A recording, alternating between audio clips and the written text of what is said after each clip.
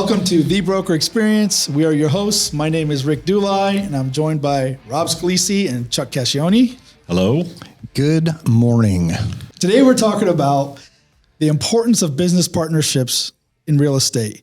And this includes people like mortgage reps, title reps, home inspectors, and things like that. Rob, let's just start with you because this topic really came to you kind of at the spur of the moment during a meeting this morning. Could be in the shower. He gets a lot of things come to him in the shower for some reason. Yeah, it's that, I don't know, nothing else to think about, right? Right, clear your mind, right? No kids, no dog, no wife. But yeah, for example, a mortgage rep, having a good mortgage rep, somebody that you can trust, and then maybe you can talk a little bit about suspicions that people have sometimes when dealing with realtors, like, we talked earlier just a few minutes ago about like they think we're getting kickbacks or something, but which is illegal in the state of Michigan. Exactly. So kind of shed some light on that, and then maybe explain why it's important to have not even just one, but maybe multiple partnerships with mortgage reps. Yeah. So business relationships, I guess, is how I would phrase it, right? And some of these would be more specific to a buyer, and some of them are going to cross over to a seller as well, right? Yeah. But the three that are of mind, I guess, top of mind would be title company people, mortgage people, home inspectors. So let's maybe address a buyer first. The first thing that we, of course, recommend that a buyer do is what? Get pre-approved for a mortgage. Pre-approved. Right. Now, we all know that there are different lenders out there and they label pre-approvals or view that completely differently. I know that there's a lot of lenders that will say, here's your pre-approval letter. And if you read the fine print, it still says subject to verifying income, assets, cash to close, things of that nature, employment, right, tax returns. So that is a worthless piece of paper, but yet lender may. It should be called a pre-qualification letter. Not a pre-approval. What Rob's talking about is an underwritten pre-approval, and certain banks do underwritten pre-approval, and all you got to do is find the property that it, to attach it to. But it's gone through credit review, gone through income verification, gone through underwriting, and now they're ready to go. That is a pre-approval. So the true pre-approval, right? And there is no such thing as 100% approved, right? They will, of course, verify your credit, your employment, cash to close, all the things that they'll need to actually get you a loan. Right. The subject twos, you need a house. We need clear title of that house. Right. And we'll probably need an appraisal of that house. So those are the three typical, if you're totally really credit worthy and have a mortgage approval, you will still need those three items, obviously. How far into the buying process, like the closing process, I should say, once you have an accepted offer to close, how far into that could they be checking your credit and income? All the way. Some lenders will check 3 days, the day of closing or the day before closing. Right. So it's really important not to go buy new furniture in the middle or car. Yeah, or something. exactly. And that's sidebar there, right? That happens all the time. And no matter how many times a buyer is told to do or not open any other lines of credits, right? Yeah. An art van, buy furniture for their house. Tell them, do not do anything until after closing. Right. After that, you can do whatever you want to do. Yeah, but I needed furniture to move in, so I had to go to Gardner White. That can screw things up, and it has. I mean, I've had transactions where that has screwed things up before closing. But a good mortgage rep is reminding them this and telling them this and kind of guiding them. But even still, sometimes it happens anyway. Right. But, sorry, go ahead. So back to the underwritten approval, you're going to want that before you start shopping for a house. Now, Chuck, or you alluded to the fact that you want to have multiple lenders. Personality is big in this business, right? So you might have a lender that would fit better for your older adult male clients, and you might have a lender that fits better for your younger first-time home buyer clients. Provided, however, that all of these lenders are competitive and, of course, going to be ethical in how they do business and in the fees and the charges that they have for your buyer. Yeah, and that's the thing. I mean, we form relationships and we kind of screen out the fly-by-night lenders or the fly-by-night people that aren't that can't get a deal done. I like to refer people to people that I know that are going to get the job done, that are, going to do an underwritten pre-approval, that are going to, get everything that they need collected up front, right, where you're not bugging the people 15 times for, this document or that document. And sometimes I do it for selfish reasons, meaning my income is dependent upon that lender doing their job. Yeah. Well, if they don't do their job, not only do they not get paid, but I don't get paid either. And the poor buyer doesn't get the house that he's got. So I always want to have a good lender that will get us to closing. Yeah. I mean, I typically have two types.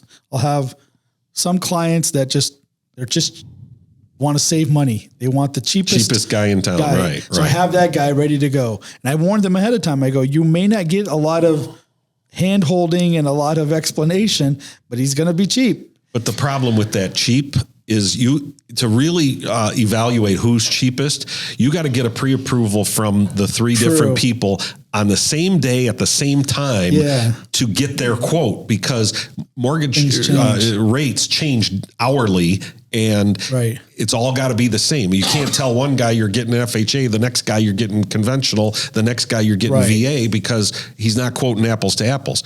Everything's got to be the same at the same time on the same day to get a fair quote of who's going to be the cheapest. But then there's also the other mortgage rep that is very good at hand holding, right? That knows maybe this person isn't quite ready, and they can guide them on what they need to do to get ready. They can walk them through all the steps on how to get the information the mortgage rep needs, and they're patient, and they have, that kind of person I would recommend to some of my clients that are maybe first time home buyers, or that I know are going to need that kind of attention. I think Chuck said the key word though, forming relationships. You have to form these relationships first and foremost to know which loan officer is reputable and which loan officer is going to fit the specific need of a particular client, right? And to your point with that, if you're shopping on rate alone, it's really easy to mask a better rate. The good faith estimate, right? You're checking quotes on the same day for interest rate. You're using the same estimated amount for property taxes, the same estimated amount for homeowners insurance.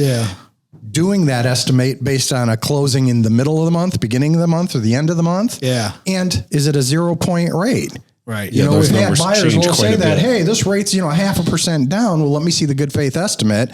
You're being charged 2 points to get that 0.5% down. Right. And having enough knowledge to know how these lenders that you have relationships with, how they work and what do they present to these buyers.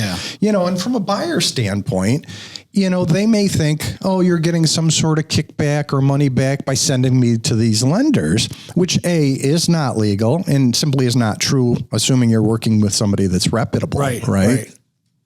Yeah, no, I think the other thing on that is sometimes certain banks will give you credit for your appraisal. So you have to pay for the appraisal out of pocket now, but they give you a credit back. They take that into consideration. And I've even seen them credit back some of their fees. So depending on who you're talking to, Chase will do that. For a good client, if you're a private client or something. When you're comparing it like that, now, you're right. All those other things have to be the same. The rate and what you're paying for that rate. But then what are your origination fee? What is your appraisal fee? What is all these things? And then are you paying for those out of pocket, or are you getting money back on it, or what? Yeah, that's funny. No, I'm sorry. Go ahead. Also, which program? So if you're buying new construction and you need draw loans, certain banks do that kind of business. Other banks don't. And then there's some of them do it in a single note closing. Some of them have a dual note closing where they basically refinance you after the construction. Well, is that all of those fees going to be more for you or less for you, depending on whether it's a single note or a double note closing? So these are all things that you have to, or if you're an FHA buyer or if you're a VA buyer, certain lenders don't do those types of programs. So, and then also the ease and smoothness of the working with that lender. Some of them go very well. Others, you got to pull teeth to get the closing. So and again, it's experience. It's the, trying different lenders, and your experience on which lenders to use and which lenders not to use. You made me think of something with the new construction. I've seen a lot of these builders lately that have their own mortgage companies. And then they're doing the smoke and mirrors thing going, hey, use our lender, use our title company. We'll give you $2,500 off of closing costs. Right. And all they're doing is they're showing it on paper. Here's your $2,500 credit, but they've inflated the other fees over here. It's like the furniture company selling something at a discount. And it's just really not a discount. It's just change the label on the tag. These are the things that if you don't have business relationships with good lenders and a buyer going into a situation like that, they can get taken advantage of very easily. Right. Here's another point with buying a house, right? Inevitably, by the time you find the house, when does it most often seem to be? Is it during the day, working business hours? Saturday night, 8 o'clock at night, Sunday morning. So my buyer wants to know where are rates today? Yeah. Right? These property taxes, this guesstimate for homeowners insurance on this house at this offer price. What's my payment going to be? What's going on today? Yeah. No working relationship with the lender. Good luck. You're not getting those answers. Yeah. So the buyer is going into this transaction or even waiting until Monday, in which case they run the risk of losing the property. Yeah. Right. Versus working relationship with a good lender. My lenders are going to call me back. They don't care if it's Saturday at 6 o'clock or Sunday at 2 in the afternoon. I'm going to get the return phone call. And again, I can understand why buyers might be hesitant on saying there's some sort of behind the scenes going on with you and your lender that, you're taking advantage of us. Think about this.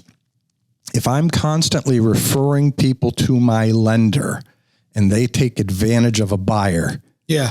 How long is that going to last? Right. What kind of referral business is that lender getting from me moving forward? Zero. Right. So that's the real benefit for the buyer client that I would represent is they know this person has to be on their toes and available and give them good competitive, rates and other fees, right? And get in a loan. And obviously we don't pigeonhole everyone into our lender. They're free to choose whichever lender they want. But like any other trade or title company or electrician or anybody that I would refer, I know that this guy's good and or gal's good and they're going to get the job done. So that's the thing you got to remember. What do you guys think about the difference between mortgage brokers and actual banks? My feeling is the mortgage brokers have more options, more tools in their tool belt than banks. A bank only has the programs that bank offers. Now, again, don't you feel like that the banks maybe do a better job vetting everything? Or is that not the case? It hasn't been my experience. I mean, I feel that, for the specific, with a specific client, if I've got a client that's got questionable credit and we're only dealing with Chase Bank or we're only dealing with Flagstar Bank or whatever bank that they've got 4 programs that this guy fits in and his credit's shaky, that's it. They're going to deny him. They're going to get, where if I have a mortgage broker, he's got 30 banks that he can submit that to and maybe come back with 3 pre-approvals. Right. And, go from there. So I think the mortgage brokers have more options. I mean, I've had better luck with mortgage brokers myself, but I was just wondering. Here's a point with that. And I've always preached this to the buyers is that banks, they're going to be a little bit more conservative. And I want to touch on Fannie and Freddie, right? And then just a bank itself, right?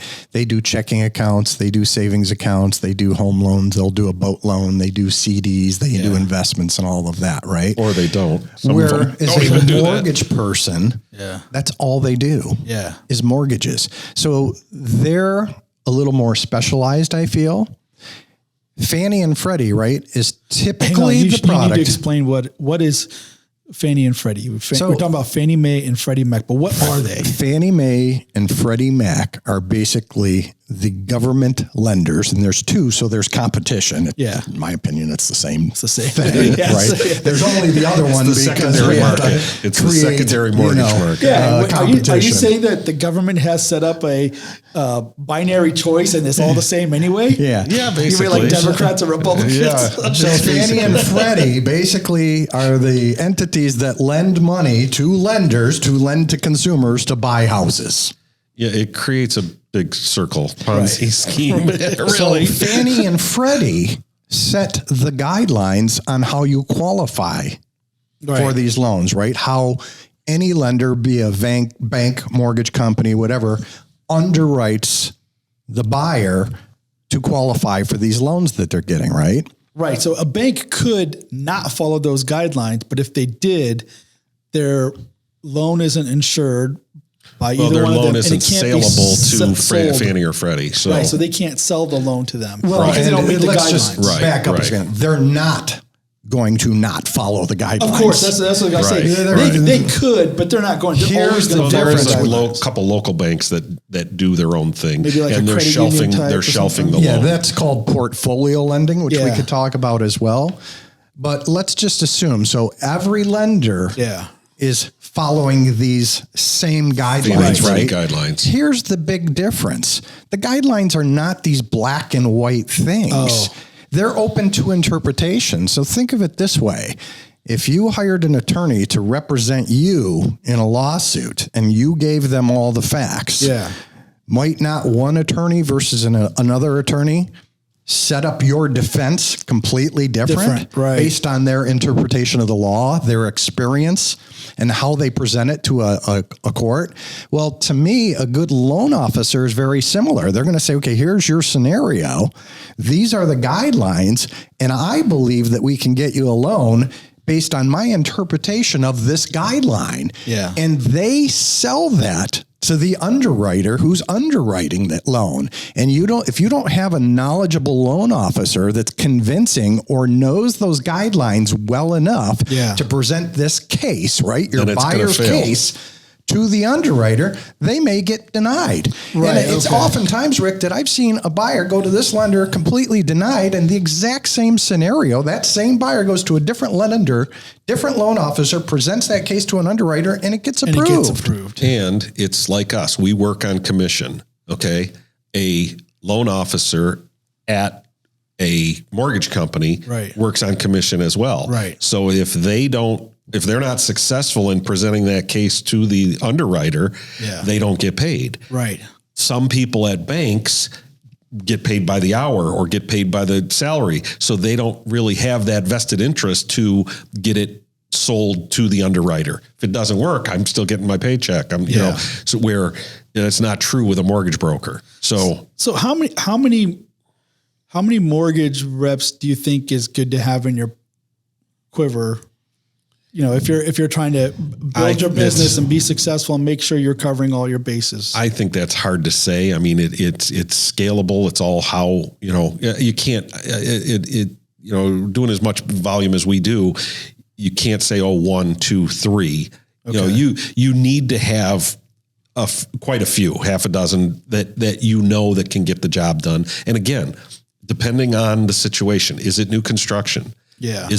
Is it an FHA deal? Is it a VA deal? Is it, shaky credit? Is it, so you might have 6 different lenders that, depending on the scenario, you're going to send the buyer to this lender. Yeah, but don't you think that a lot of people have just one, and their business is very kind of one track anyway, so they're always going back to that one? They could, and I will say, as long as I've been doing this, I've run into a lot of good lenders, maybe even on the opposite side of the transaction where it's my listing and I'm communicating with the lender for my seller to say, hey, is the appraisal in, or where were we at on a clear to close? And those lenders have communicated really well and done a great job. And I thought at closing, if they show up to closing, well, that's the kind of person I would do business with. Yeah. And the thing is, like Chuck said, you have so many buyer clients that you have and you're directing this business. There might might be your top 3 or your top 1 even. And again, if you try to pair the buyer with certain personalities, or maybe that buyer, okay, I appreciate the referrals, but give me your 3 best lenders, or when they want to shop themselves to make themselves feel better.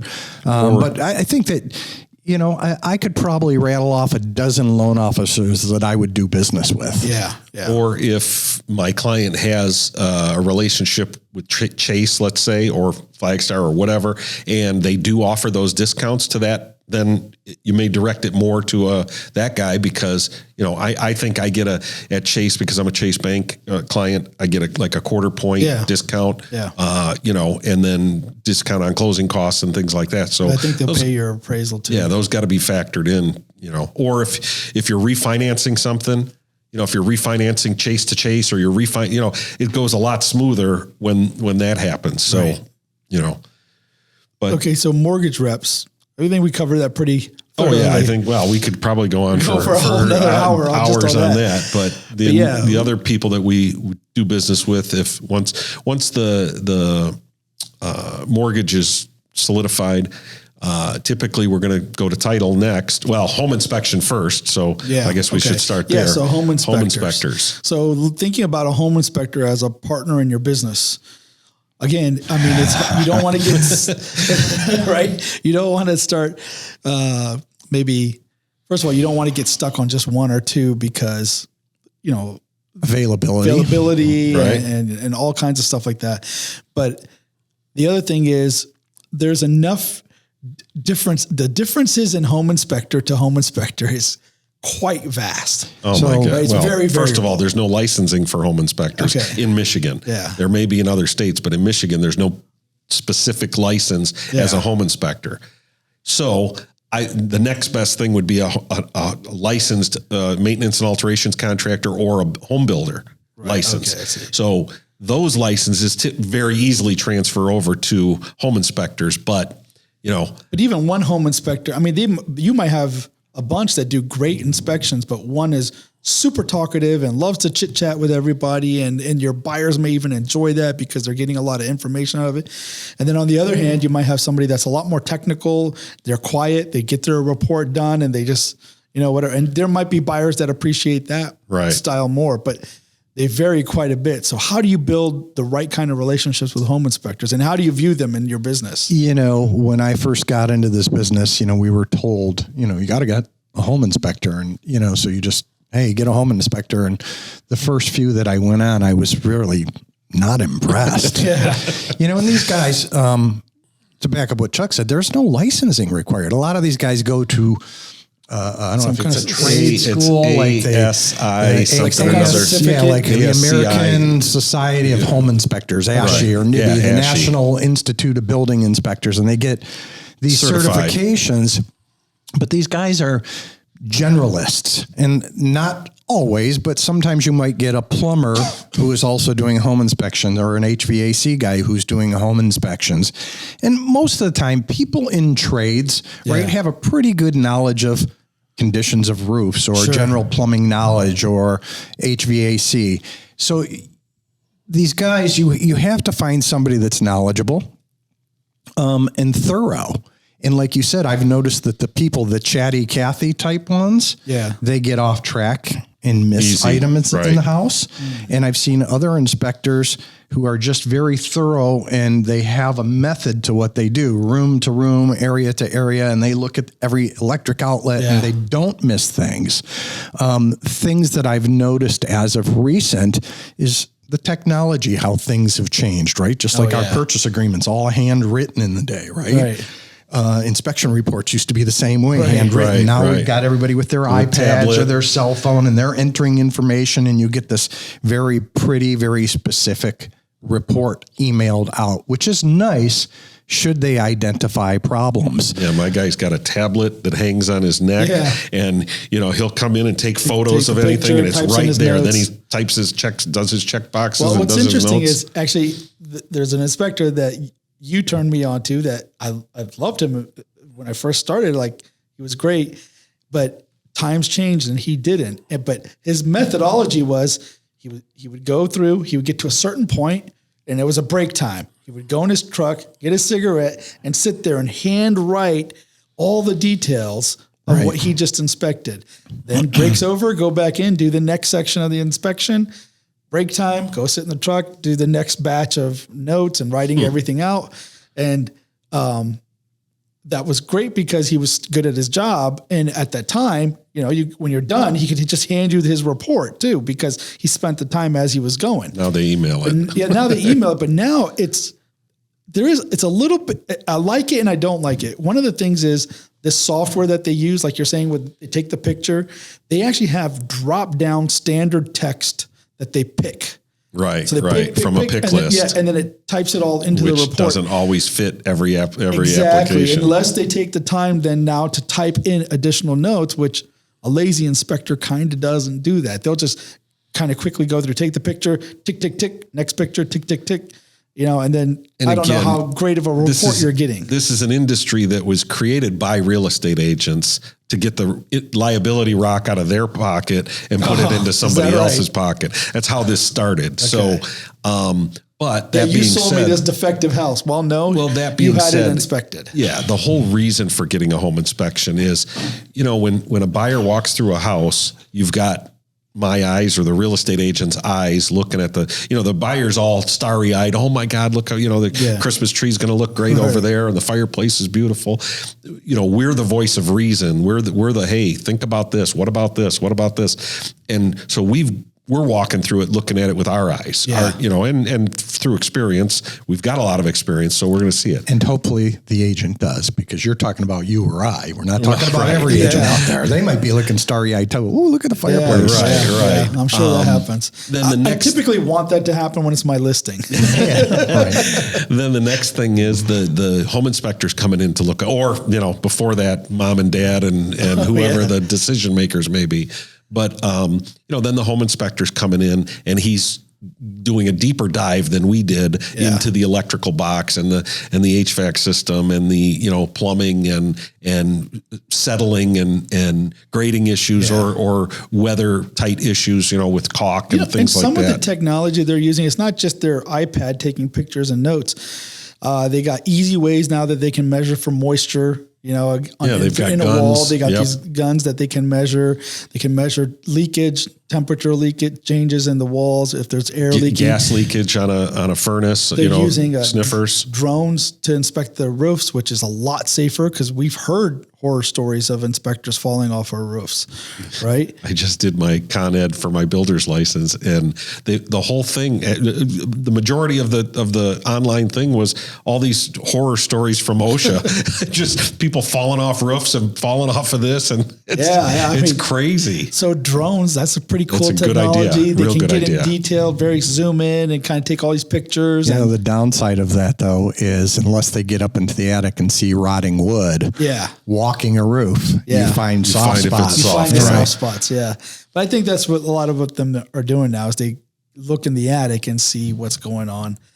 But with the technology, there's always going to be that trade-off. Like I said, it used to be they're writing detailed notes, and now they can just check box things. But it's okay. Back it's to still my a good point. report. You've got us going through the house. Yeah. You've got mom, dad, and Uncle Louie, whatever. You've got the home inspector coming through the house at least, and then the buyer makes his decision. At least when the buyer gets to the end, he's got his eyes, or he or she has her eyes open to see, hey, I know the roof's got a few more years left on it. This needs to be addressed. So we're trying to get the buyer into the house with their eyes open so that they know, with peace of mind, that they know what they're hey, getting. I know what to expect. Yeah. Obviously, certain unforeseen things may happen, but we're trying to eliminate as many of those as possible. But building this partnership or having this business relationship with an inspector, what are we considering a good inspector? Well, and I think, again, you have to find one through however that process ended up being, right? Or just by dumb from another luck, realtor.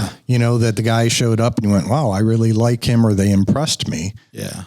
So that you can pass that information on to your buyer. And it's really a double-edged sword for us, right? So we see the good and the bad, and you refer what you're thinking to be the good. Yeah. And then he or she overlooks something for the buyer client, and you referred that person to me, and you get thrown under the bus. Right. And I've also seen where mom and dad said, well, we find this guy out of the yellow pages and he shows up. And true story, I was at a home inspection. This guy knew nothing about anything. Yeah.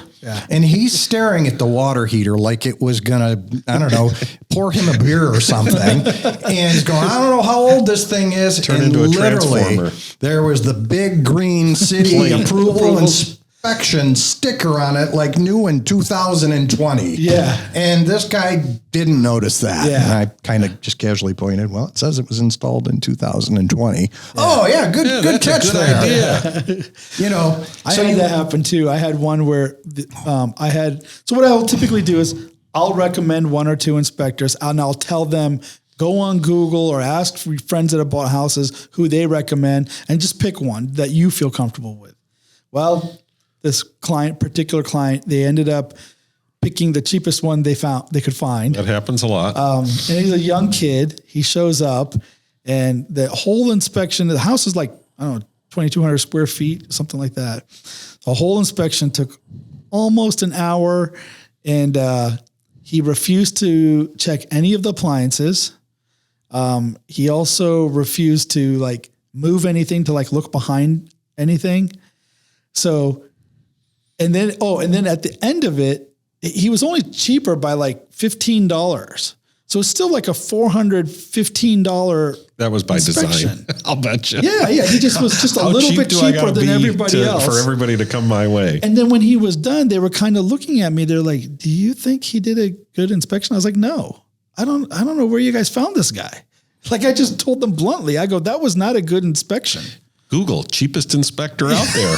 You know, when I find an inspector, true story here, years ago, a very, very well-known name, I'll just leave it at that, Okay. showed up for a home inspection. And he shows up in his Cadillac Eldorado with this teeny tiny fold-out ladder in his trunk. Oh, boy. Wearing his khaki pants, a polo shirt, and his dock shoes.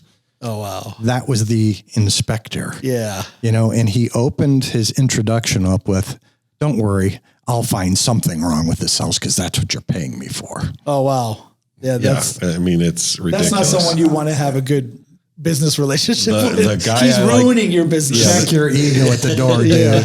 Exactly. The guy, I want my inspector to have work boots on, some, Carhartt coveralls, some gloves. You know and if he they're needs gonna to get get dirty. down and dirty in that crawl space, he's doing it. You know, Mr. Khaki Pants wasn't going in any crawl space. Exactly. I mean, the guy I currently use quite often is I met him from a buyer. A buyer that I had, they knew him and they used him. And I said, man, he does a great job. Really he's very good. He's thorough. So he's a little long in the tooth as far as like, it takes a long time to do the inspection, but he's being thorough. He's pulling off the panel, the cover to the panel, make sure no circuit breakers are double tapped, or he's checking the furnace, he's checking the hot water tank, he's checking the electrical box, he's either droning the roof or climbing on the roof. He's very thorough. Maybe going to Rob's point though, what is the role of that home inspector when we're trying to close this deal as a buyer's agent? You don't want somebody who is hiding things because they want the referral business, so they don't want to upset you. Like they're not mentioning everything. It's got to be an honest guy. He's Right. got, or gal. I mean, what is that balance? Because you also don't want somebody who's an alarmist that everything is a big issue and you should ask for money off. And that's not their job. And any inspector interjecting their opinion as far as value or what they should do afterwards, you want to avoid them anyway. But sometimes the buyer will ask, "What do you think that's going to cost me?" That's a legitimate question. Is this repair that you've just flagged a $1,000 problem or $100 problem? Right. That's a legitimate concern from the inspector because they typically have more experience or more knowledge. And if they're a builder, they've done that type of work or what have you. So, and quite honestly, any good agent knows the answers to those questions anyway. Yeah. I mean, again, this is not to toot my own horn, but I'm going to be within a couple $100 on almost any item on a house, just through experience. But Yeah, because we're all homeowners and we've all replaced a furnace or a hot water tank, so we kind of have a general idea anyway. We are, like you said earlier, it's not every agent out there, is a homeowner or has that experience, so. Right. But we should be the ones talking about what do you do contractually should there be defects noted that you were unaware of. Right. Right. So at a home showing, I can almost identify any issue. Here's what I didn't do. I didn't walk on the roof.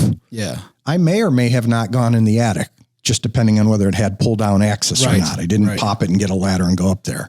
Right. I did not pull the electric panel cover, as Chuck mentioned, and I don't have the tools to check carbon monoxide leaking for a furnace, and I'm not walking around with every outlet to see if they're grounded properly or not. Right. Okay. Short of that, if there's a basement wall that has structural issues, I know it and we're walking. Yeah. Here's another thing to think about with inspectors. A lot of what they do is a very standard basic inspection. Yeah. There's a la carte items, a la carte, sewer scope, water testing, radon testing, mold testing, wood destroying insect testing. Those are all things that can be done in addition to the normal inspection. And a lot of times the inspector does not do all of those. Right. So you might have to bring in a separate sewer scope or it's an additional charge. Right. Yeah. I mean, or even electrical, he may see something that, or plumbing or heating, he may see something that doesn't look kosher. It doesn't look exactly right. Yeah. But he'll say, hey, this doesn't look right, but you might want to call a heating and cooling guy out to see if that's proper. It doesn't look right to me, but maybe it's installed per the manufacturer's specifications. And having an inspector who's, I guess, willing to admit, I'm not 100% sure. I don't know everything. Right? Because they all want to flex their muscles. But if they say, this is something I recommend, you get further evaluation on by that particular profession. Yeah. And even if they know, even if they are experts at it, maybe the guy was a heating and cooling guy and he knows that furnace, there's a problem with the heat exchanger. So he might flag it. He might say, it doesn't look right to me. You should have that checked by a licensed contractor. Right. That's the smart thing to say, even if you know that is definitely not right and you got to get that fixed. Like you can flag it as a problem, but then give the proper advice on what to do. And again, a home inspection is not really designed to renegotiate the contract. Right. Oh yeah. The home inspection is there to have your eyes open when you actually close. Now, if you do find something that is damaged or for instance, a cracked heat exchanger, because you walked into the deal thinking, hey, this furnace is good. It's a little bit older, but it's still good. I can, I don't have to replace it right away. Then your home inspector finds, hey, it's got a cracked heat exchanger. Now that is a reason to renegotiate the contract. So that's how it should be used, not as a tool like, we'll bid high. Some of these in the competitive environment that we were in a year ago, they would just throw out a high price and then use the home inspection to get back to where they wanted to be anyway. Right. So, and a good home inspector should know that. They're just documenting everything that they're seeing so that other people can make a decision. But I would say that when I think about the relationship with that home inspector, it is that fine balance between, I don't want them to scare off my buyers and keep destroying all my deals. Let me and my buyers figure out how we want to state the facts. State the At facts. the same time, I don't want them to miss anything. I want them to be very thorough and do a good report. So finding that right balance that they know how to communicate the things that they're finding. Right. Here's the thing with that too. How often have you heard from one of your buyer clients ask you, well, do I need to be at the inspection? Oh my God. Right? It's imperative that they are for that reason because you use the word scare off your buyers. You have to be transparent in the facts, whether you're the agent showing a house or the home inspector reviewing everything, right? They're really more of an affirmation, in my opinion. Okay. I hope they don't find anything, but if they find something, again, mold in the attic, radon gas, termites that I was unable to identify, I want them to do that. Right. and I use the example of furnace a lot. If you're a young first-time buyer and you've got limited funds and you're trying to get into the house and this house had everything you wanted, and like Chuck said, you found out that this older furnace really is not functioning. It's leaking carbon monoxide and you need to replace it now. Yeah. Let's just say as an example, the seller's unwilling to do that. Yeah.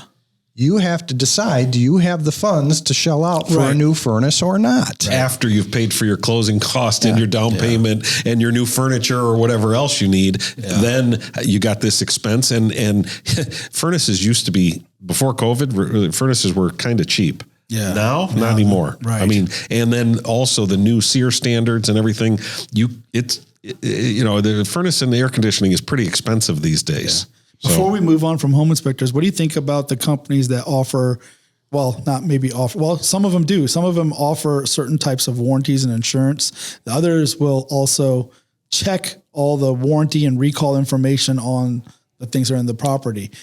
Not all home inspectors do that. No, you're right. And a lot of them that I use do that. And that's a great feature. Yeah. And they'll warrant their inspection for certain things like against sewer failure or whatever for a period of time, which are all good. Just real quick, back to the thought about the furnace. Oh yeah. If your buyer is not there, right? Yeah. To me, I hear, okay, the house is great except for a furnace. Well, I like the house. I'm still buying it. I'll put a new furnace in and I get the full benefit of that and I can afford to do it. Yeah. Buyer reads a report and says, cracked heat exchanger. Right? They're a novice. They don't even know what that means. Budget for replacement. Yeah. Yeah, we don't have to replace it. If they weren't there to really hear the extent of what that means, it could end up really bad for them. Yeah. So buyers need to be there to follow those inspectors around. And here's another thing that often happens, right? I'm going to bring mom and dad. Do not bring mom and dad. I know, yeah. You need to listen to the inspector uninterrupted, undistracted, undisturbed. Yeah, you need to be there to ask questions. Be the shadow. Yeah. Yep. Mom and dad come at the end of the inspection if you want to show them the house. Yeah. Even then, it's kind of not good form, right? You have this appointment for your inspection, and now you're bringing friends and family over to see the house that you think you're going to buy. Well, and that goes to showings as well. I always say that to a buyer, I said, look, especially a young buyer, I said, is there any other decision makers with you?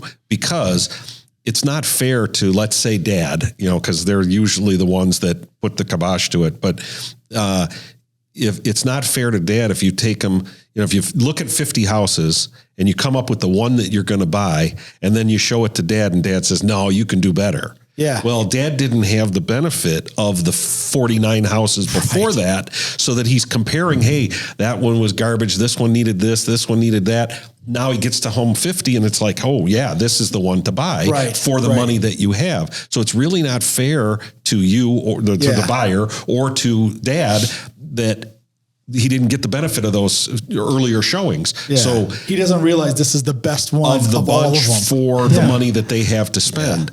Yeah. So I always say, look, if dad's going to help in the decision-making process, dad needs to go to every one of the showings so that when we do find the right house, you're there. Yeah. And it's a real eye-opener for those parents who haven't bought or sold a house in 30 years to see that the market changed. And I use cars as an example. Right? You could buy a car back in 1976 for $5,000. Well, that same type of vehicle today is $60,000. Right.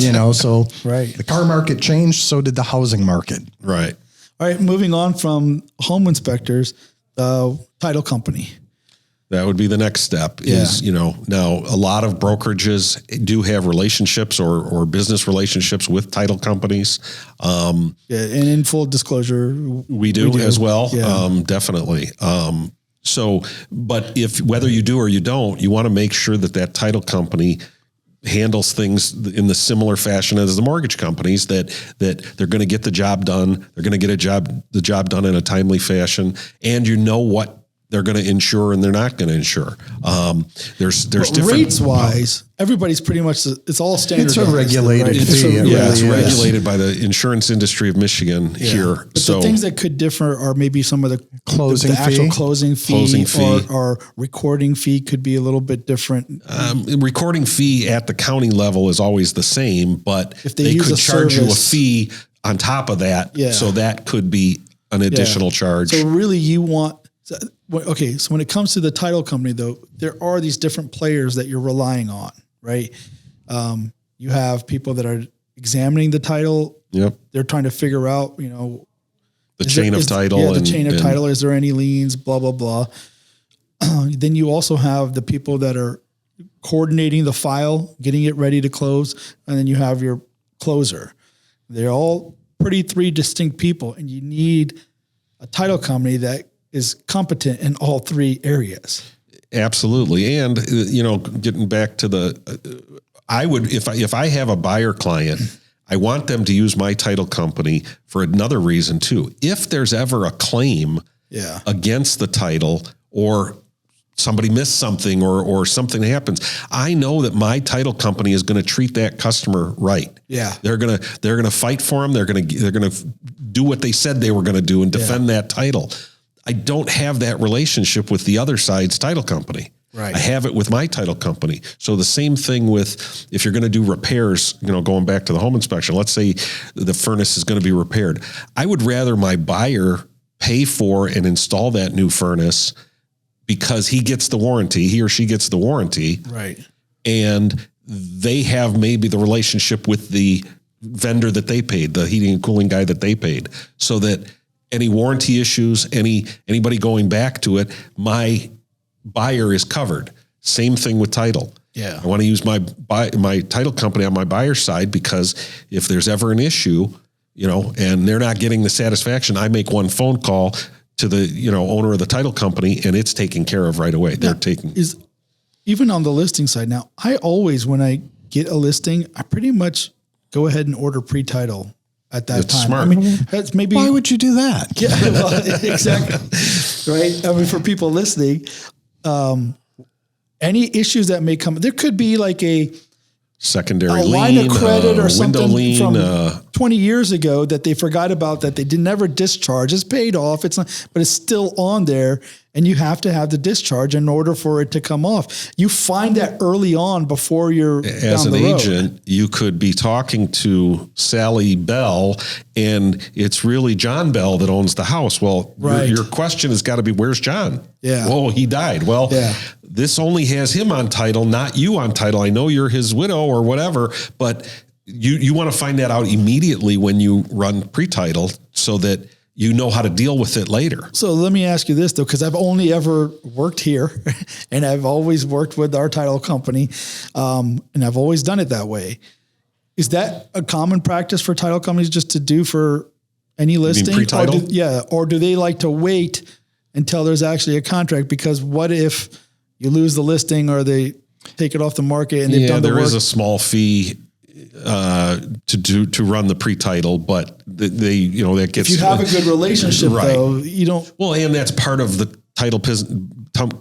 title company doing business, is they're going to run some searches that they're not going to go to closing with. Okay. It just happens. So. And I think they would be, again, if they're a professional outfit, that they're going to want to do that up front too. It just makes their job that much easier. If there's something that they're going to have to go and get and research and really work on to get it cleared to go to closing, better sooner than later. Absolutely. And for the listener right now, we should probably explain in title insurance. Oh, yeah. If you don't know, if you're not an agent or a mortgage broker or somebody that doesn't know what we're talking about, title insurance, there typically are two policies.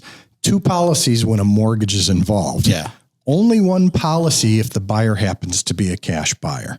So typically the seller is going to provide what is called an owner's policy. They pay for it. They are insuring the new buyer against any liens, defects in title from the beginning of time through the closing is basically what that's going to do. Right. The seller pays for that. If a buyer's getting a mortgage, they need to and typically pay for another policy that insures their lender against those defects in title. Or they call it a simultaneous issue, and one rate is typically the buyer policy is less expensive than that owner's policy for whatever reason. Typically two title companies. And again, having a good working relationship with the title company is more than just, hey, we know these people that are going to do your closing. it seems more and more lately on my transactions, I think the last 5, whether it was my buyer or my seller, they've all been out of state. Oh, And trying to accommodate all these different schedules. People are busy, Yeah. and you've got the sellers closing in one location, got buyers closing in another location. FedExing You've got the papers back and communication forth. between the title company, communication and paperwork between the agents, between buyer, between sellers. You've got to have somebody that knows what's going on. Right. And again, And if it's a a good title working company relationship that, with them, and that's what this whole purpose was. you have no relationship and you need to they're going to put you on the back burner. Yeah. And again, these are the things when you're trying to schedule a closing, you got buyer, you got seller, assuming there's a mortgage, you have the mortgage company, you have agent, you have title company. Right. You're trying to get 7 different parties yeah. to Together. hone in on one place for 1 hour. Right. So, but explain this part. The title insurance policy itself, where it's insurance that there's no other liens. But let's say 5 years from now, I go to get a line of credit or Refinance something, refinance, and something pops up like, hey, there's actually, this guy has claim on your title. It goes back 15 years, but it just popped up. So now what happens? Well, the title insurance company, both on the buy side, they're going to have to open up and research because of the buyer lender policy, right? They're going to have to make sure that Right. the bank, because the bank wants to remain first lien position. Yep. And you've got the seller's policy that insures the new buyer. They're going to be working on it as well. Right, but I mean, what's the remedy? What are they going to be able to do now? Well, let's in theory- say it's a legit thing that popped up.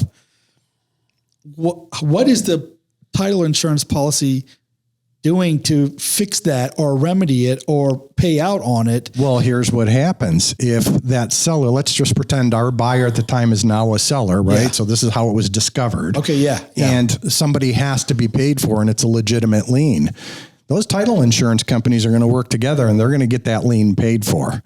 Now they will then use whatever mechanisms they had within their closing documents to go back after possibly somebody.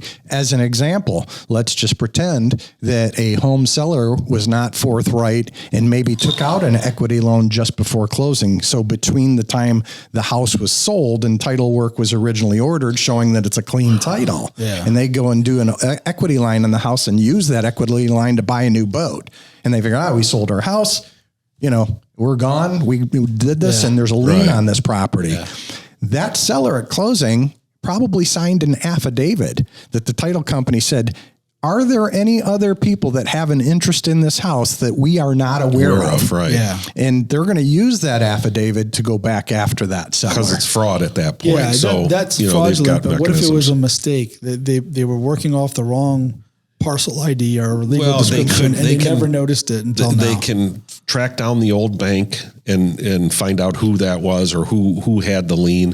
They can do what they call a Scribner's error and fix the deed. There's many things that Right. they can do to get that cleared up, or they could insure over it.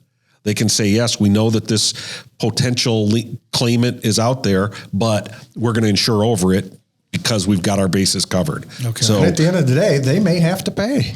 That's the Right. word insurance. That's what it's Yeah. for. Right. Now, insurance, title insurance, right? They're just like any other insurance company. Nobody wants to pay. They always figure out how to get out of paying. Yeah. I had a situation not that long ago in our office. It wasn't my transaction. It was one of our agents' transaction. And it was an elderly lady who bought a condo. And right on the purchase agreement, it talks about association dues or special assessments by an association. Yeah. And after closing, sure enough, it was like a $2,300 or $2,400 special assessment, Yeah. that was assessed, formally assessed prior to this lady buying and closing on the condo. And the title company missed it. And they argued with me saying, oh no, it was never assessed. And we looked it up and we said this and we did that and it was never assessed. And I had our title company pull it and it was clearly assessed. And assessed means we came up with an amount. Yep. We Gave fixed notice. that amount, gave notice. notice. Gave notice, and yeah. when it's due. Right. That's an And it assessment. was all within the dates before the closing. Yes. Yeah. Right. Now, if it said something like, hey, we're thinking Right. about assessing people for new roofs sometime in the future, Yeah. not an assessment. Right. Would the seller be obligated though to let them know that we have this notice that there could be one? Absolutely. Right, so- that title company tried getting out from paying By the claim doing for the that. buyer. Their recourse is now to their seller client. Right. Right. I bought a property once where it was a foreclosure, and it was everything on the paperwork said this address, which was on the house. Yeah. Okay, so it was a house and a vacant lot next door, and it was all part and parcel of one. So I bought it, closed on it, and after closing, discovered that the bank sold me the wrong parcel. They sold me the vacant lot. I remember this one. And not Yeah. the house. Right. I'm like, you're kidding. I mean, everything, every piece of paperwork that the bank, that their title company sold me said the address of the property on this particular street. Yeah. It said nothing about also lot B or, Right. whatever. So everything said that. So I close on it, and later down, within a month, I find out that, oh, wait a minute, I didn't buy the house.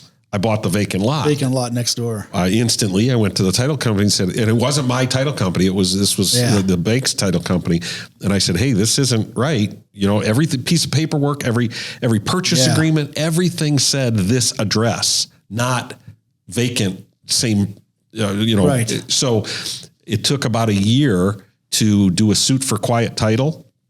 And they ended up, the title company did what they were supposed to do. They insured it. They fought, got me the house and Yeah. the vacant lot, which is what I thought I was buying. And I've got years of experience Yeah. and this And it happened to still me. happened.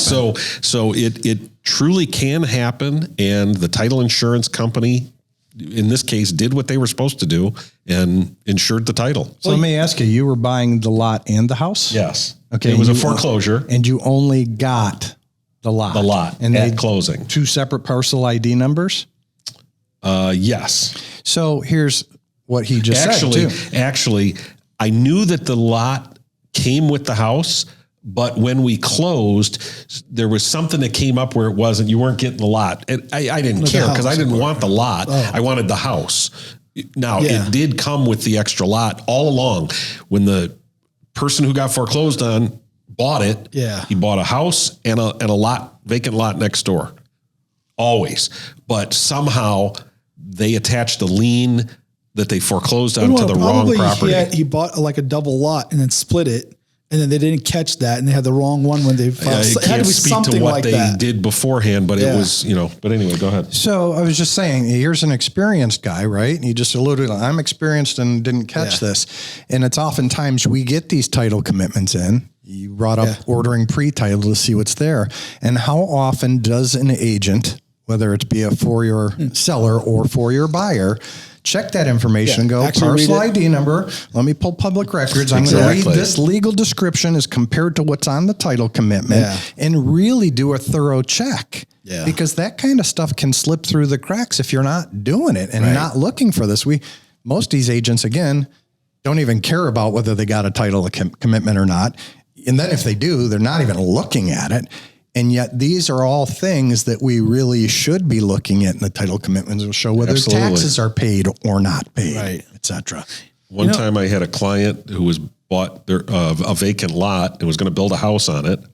And the meets and bounds description said, okay, we're going to start, over here. We're going to go so many feet to the west, so many feet to the north, so many, and they encompassed a property. Well, it turns out that he was building on lot B and he bought lot A. So, and it was only because when you got to the back corner, instead of turning to the south, you turned to the north. So it was a legitimate mistake, but nobody caught it. Luckily we were able to fix it after the fact, but it definitely happens. And like you said, if you're not reading those commitments, you would have never known that. Well, I think the other thing about having a good relationship with all the players, the examiner and everybody, like I like the fact that if I call them or ask them questions, they're willing to look into stuff, that normally you wouldn't get. Like if you were just some random, like if I'd done one deal, they never heard of me, they didn't know me, and I'm insisting on something, people could get annoyed. Like, why are you telling me how to do my job? Right. I don't know you. Again, it's a relationship. Yeah. But when you have a relationship, you can ask questions and people are helpful. So having that relationship with the title company and the people involved, it helps things go a lot smoother. Even in a closing, if you know your closer, because you've done so many closings with them, you know how they work, you know how they do stuff. You can check easy. You can double check things because you know their process, and if they're friendly with you, they can help you when you with your schedule. Oh, we can't make it then. I could do it at this time. Can you squeeze me in here? Oh, they've done that 100 times. Right. That's having a good relationship. Recent examples of that too, elderly couple selling a house. Yeah. And yes, they drive, but they got to drive 7 miles to our office. We all know what traffic's like around here, and having a closer saying, you know what, no problem. Let's go to them. Yeah. And that's do great. that kind of things. This world, this business that we're in is a service driven industry. And you have to have relationships with people that are willing to accommodate other people. And I think that's just a huge benefit, especially if you put all of that together with, they're competitive on rates and the good service and knowledgeable and all the other things that go with it, Yeah. Well, look, I think I don't want to kind of rush this, but each one of these probably could have been its own hour. True. So we kind of packed a lot of information into this episode, but I think it's really good stuff. It's good for experienced agents, new agents, sellers and buyers, anybody listening. There's a lot of information here. You could just concentrate on one section of it, depending on where you are at in your buying process or selling process. But I think that was great information, but we got to cut this off at this point. It's too much to talk about. Hours go by quickly, right? That flew by. That really did. Time warp continuum. Yep, exactly. All right. See you guys later. Thank you. Thank you very much. Peace out.